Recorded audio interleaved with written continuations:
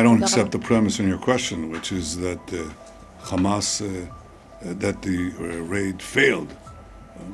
Didn't fail because it had one central message, and we considered it before we launched it.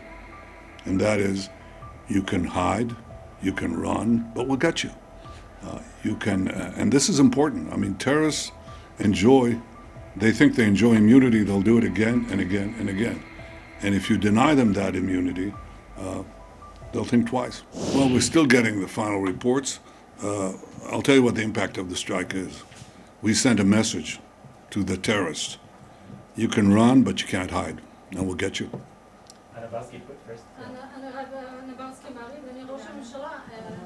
אדוני ראש הממשלה, לפי הדיווחים, לא רק שהתקיפה של צה"ל נכשלה בקטר, אלא גם נחשפו יכולות מסווגות של צה"ל בתקיפה בשבוע שעבר. האם בדיעבד אתה מצטער על ההוראה שנתת להוציא את התקיפה לפועל?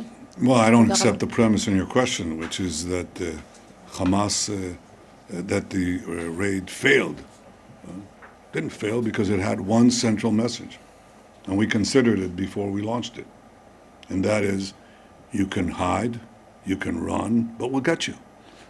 You can, and this is important. I mean, terrorists they think they enjoy immunity, they'll do it again and again and again. And if you deny them that immunity, they'll think twice. לכן הטענה שהפעולה בקטר נכשלה, אני לא מקבל אותה, כי הדבר העיקרי שרצינו להעביר זה המסר. שאתם לא מקבלים חסינות בשום מקום בעולם. זו הייתה המדיניות שלנו, וזאת היום המדיניות שלנו. Mr. Prime Minister, Robbie Grammer with the Wall Street Journal.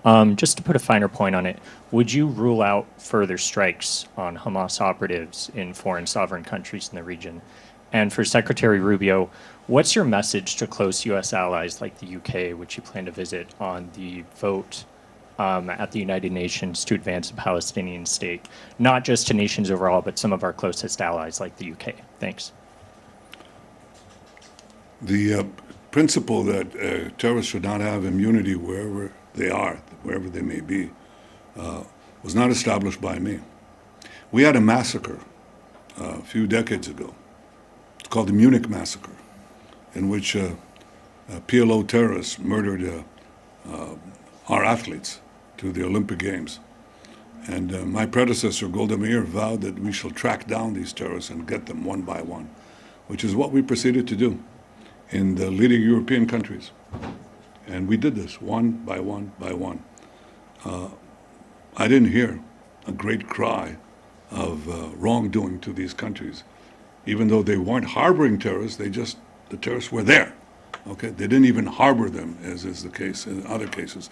The terrorists happened to be on that soil, and we acted, which is what democracies do, including the leading democracy, when they have the ability to target terrorists to threaten their civilians.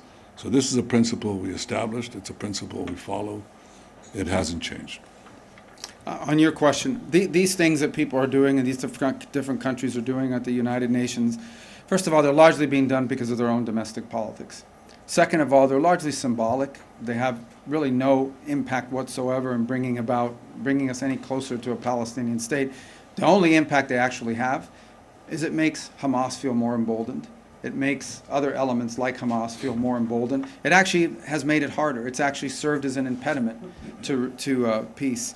In the past, we have seen when these statements have come out, you know, maybe there's a negotiation going on, maybe you think you've actually made some progress on getting some hostages released or an end to the war, and then these things come out, and all of a sudden these groups back off, in many cases walk away. Hamas has walked away from agreements that they actually had tacitly agreed to, but then they see the sort of international support they believe they're getting as and they walk away from it. So we've warned of two things. One, it actually makes it harder to negotiate when those negotiations were occurring, and because it emboldens these groups. And the second is we've warned them that there will be an Israeli counter-reaction to those moves, and we've seen some of that happen as well. So I think these things have actually made it harder to end this war and this conflict, not easier. And we've expressed that to them. I've expressed that to them directly on multiple occasions, and I'll continue to do it. Now, they're going to do what they want, and they're going to continue to do what they're doing, but I'm telling you, it's actually hurting the cause they think they're furthering.